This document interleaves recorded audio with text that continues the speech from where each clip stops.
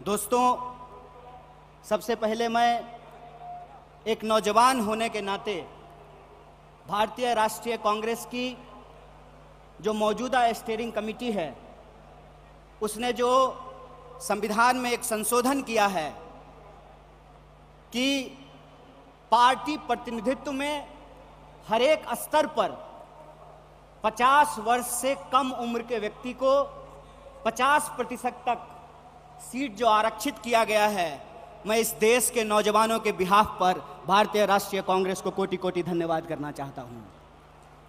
दोस्तों, मैं समझता हूं कि ये एक महत्वपूर्ण रेजोल्यूशन है। महत्वपूर्ण रेजोल्यूशन इसलिए है कि आप सब जानते हैं कि भारत दुनिया का सबसे नौजवान देश है। दुनिया का हर 5वां नौजवान कोई ना कोई भारतीय है। ऐसे वक्त में देश की दशा क्या होगी, देश की राजनीति क्या होगी, समाज का स्वरूप क्या होगा और हमारे आने वाले भविष्य का मुस्तकबिल क्या होगा, इसको इस देश का नौजवान तय करेंगे। कांग्रेस पार्टी ने इस बदलाव को महसूस किया है, उसके लिए हम अपने वरिष्ठ नेतृत्व को बहुत बहुत धन्यवाद देना चाहते हैं। दोस्तों, आज जब रायपुर में देश की सबसे पुरानी पार्टी उसका 50वां महाधिवेशन हो रहा है, तो हमारे सामने कुछ महत्वपूर्ण सवाल हैं और उन्हीं महत्वपूर्ण सवालों पर चर्चा करने के लिए यह हमारा डिस्कशन हो रहा है, यह प्लेनरी सेशन हो रहा है। और यहां मैं आपके बीच मौजूद हूं हमारे देश के इकोनॉमिक, आर्थिक और राजनीतिक रेजोल्यूशन क्या होना चाहिए उसके संबंध में कुछ बातें रखने के लिए।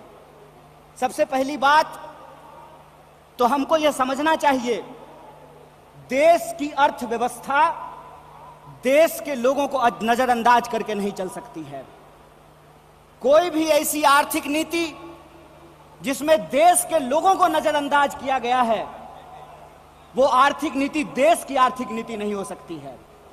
और आज हम जिस मोड़ पर खड़े हैं, हम देख रहे हैं कि नारा देश का लगाया जाता है, नाम देश का लिया जाता है और तिजोरियां दोस्त की भरी जाती है। ऐसी आर्थिक नीतियां आज इस देश के अंदर लाई जा रही है। मेरा एक सीधा सवाल है इस देश के हुक्मरानों से, कांग्रेस पार्टी का एक आम कार्यकर्ता होने के चलते, कि ऐसी कौन सी ऐसी नीति है कि देश गरीब हो रहा है। हमारा आर्थिक आंकड़ा हमको बताता है कि देश में सबसे ज्यादा बेरोजगारी है आज के वक्त में। कोई ऐसा सेक्टर नहीं है जहां बेरोजगारी सर चढ़ करके बोल नहीं रही है। आप तमाम सर्वे उठा करके देख लीजिए, लगातार अमीर और गरीब की खाई बढ़ती जा रही है। इस देश के संसाधनों पर मुट्ठी भर लोगों का कब्जा होता जा रहा है। वैसी परिस्थिति में जो देश की संकल्पना है, जिसको महात्मा गांधी ने देखा है, जिसको मौलाना अबुल कलाम आजाद ने देखा है, जिसको सुभाष चंद्र बोस ने देखा है, जिसको श्रीमती इंदिरा गांधी ने देखा, जिसको स्वर्गीय राजीव गांधी ने देखा, जिसको इस देश की संविधान ने इस रूप में वर्णित किया है कि देश देश के लोगों से बनता है। जब देश देश के लोगों से बनता है तो आप मुझे बताइए कि देश कैसे गरीब हो रहा है और देश के 2-4 पूंजीपति कैसे अमीर हो रहे हैं। यह कौन सी ऐसी जादू की छड़ी है जो मौजूदा सरकार चला रही है। आप मुझे बताइए कि आम लोगों की आमदनी घटती जा रही है और देश के 1-2 पूंजीपति दुनिया के अमीरों की सूची में जाकर के शुमार हो जाते हैं। मैं यहां यह बात स्पष्ट कर देना चाहता हूं, हमारी पार्टी अमीरों के खिलाफ नहीं है, हमारी पार्टी पूंजीपतियों के खिलाफ नहीं है, हमारी पार्टी उद्योग धंधों के खिलाफ नहीं है, हमारी पार्टी उद्योगपतियों के खिलाफ नहीं है। लेकिन हम ऐसा देश नहीं चाहते हैं जहां आम लोगों के पास रोटी नहीं हो और प्रधानमंत्री के पास चलने के लिए 8,500 करोड़ का विमान हो।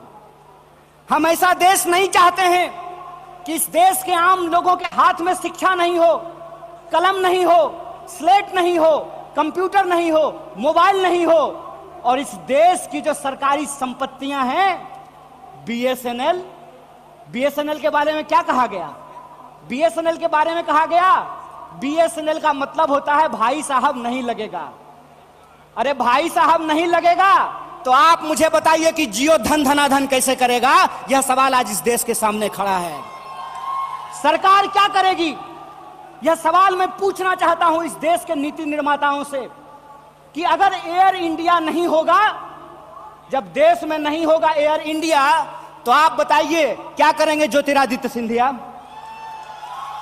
जब एयर इंडिया नहीं होगा, जब रेलवे नहीं होगा, जब बीएसएनएल नहीं होगा, तो मैं कहता हूं कि इस देश में मंत्री की क्या जरूरत है? जब देश में जनता नहीं होगी तो फिर इस देश में सरकार की क्या जरूरत है? जब देश में स्कूल नहीं होगा, अस्पताल नहीं होंगे, सड़कें नहीं होंगी, तो आप मुझे बताइए कि फिर संसद की क्या जरूरत है? इस देश की जो पूरी की पूरी संकल्पना है, उस संकल्पना को आज एक बार फिर से कांग्रेस के राष्ट्रीय महाधिवेशन में पुनर्विचारित करने की जरूरत है। देश का मतलब होता है देश में रहने वाले लोग। डीडी नेशनल पर एक कार्यक्रम आया करता था, नेहरू जी की किताब है discovery of India. Discovery of India के एपिसोड में नेहरू जी आम लोगों से पूछते हैं कि बताइए कौन है भारत माता? किसको भारत माता कहते हैं? भारत माता इस देश में रहने वाले लोग हैं। जब हम भारत माता की जय बोलते हैं तो भारत माता की जय बोलने का मतलब है इस देश के 140 करोड़ लोगों की जय। और 140 करोड़ लोगों की जय का मतलब है कि 140 करोड़ लोगों के हाथ में पढ़ाई हो, 140 करोड़ लोगों के हाथ में काम हो, 140 करोड़ लोगों के लिए रोजगार की व्यवस्था हो, 140 करोड़ लोगों के लिए इलाज की व्यवस्था हो, 140 करोड़ लोगों के लिए चलने के लिए सड़कें हो, गाड़ियां हो, रेलवे हो, हवाई जहाज हो। और आपने देखा कि देश में कुछ लोग लोकतंत्र को अपनी बपौती समझ लिए हैं। अभी जब मैं हवाई जहाज की बात कर रहा था तो मुझे दिल्ली एयरपोर्ट याद आ गया। दिल्ली एयरपोर्ट पे भारी जो है सिक्योरिटी फोर्स आई थी हमारे एक नेता को गिरफ्तार करने के लिए। तो मैं दिल्ली में बैठे हुए हुक्मरानों को इस महाधिवेशन के माध्यम से कहना चाहता हूं, आपको मालूम नहीं है भारतीय राष्ट्रीय कांग्रेस का इतिहास। आपके पुरखों ने जिन अंग्रेजों की चापलूसी की थी, उन अंग्रेजों से लड़ करके हमने इस देश को आजादी दिलाई। इस बात को याद रखिएगा। ना आपके जेल से डरेंगे, ना आपके मुकदमे से डरेंगे, ना आपकी लाठियों से डरेंगे, ना आपकी गोलियों से डरेंगे। भारतीय राष्ट्रीय कांग्रेस इस देश की पार्टी है और इस देश के हकूक के लिए लड़ती रहेगी। इस बात को याद रखिएगा। और आज के समय में जो आर्थिक लूट की नीतियां चल रही हैं कि प्राइवेटाइजेशन ऑफ प्रॉफिट और सोशलाइजेशन ऑफ लॉस, फायदा होगा तो अदानी का और नुकसान होगा तो एलआईसी का, ये हम नहीं चलने देंगे। इस बात को आप याद रखिएगा। फायदा होगा तो प्रधानमंत्री जी के दोस्त का और नुकसान होगा तो इस देश के आम लोगों का पैसा जो एसबीआई में पड़ा हुआ है उसका, ये हम नहीं चलने देंगे। इस बात को याद रखिएगा।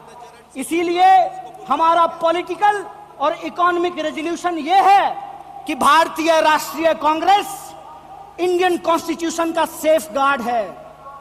हम इंडियन कॉन्स्टिट्यूशन के पहरेदार हैं, हम इंडियन कॉन्स्टिट्यूशन के असली चौकीदार हैं। इस बात को याद रखिएगा। और इंडियन कॉन्स्टिट्यूशन इस बात को रिजॉल्व करता है, we the people of India.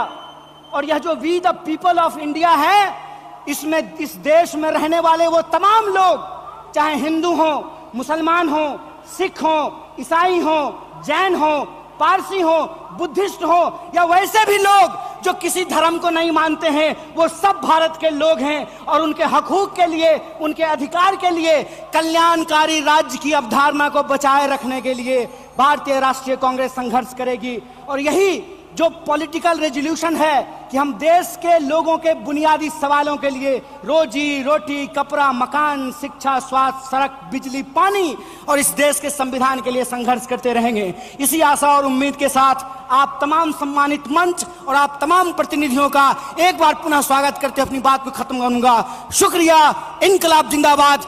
जय हिंद, जय भारत, जय कांग्रेस।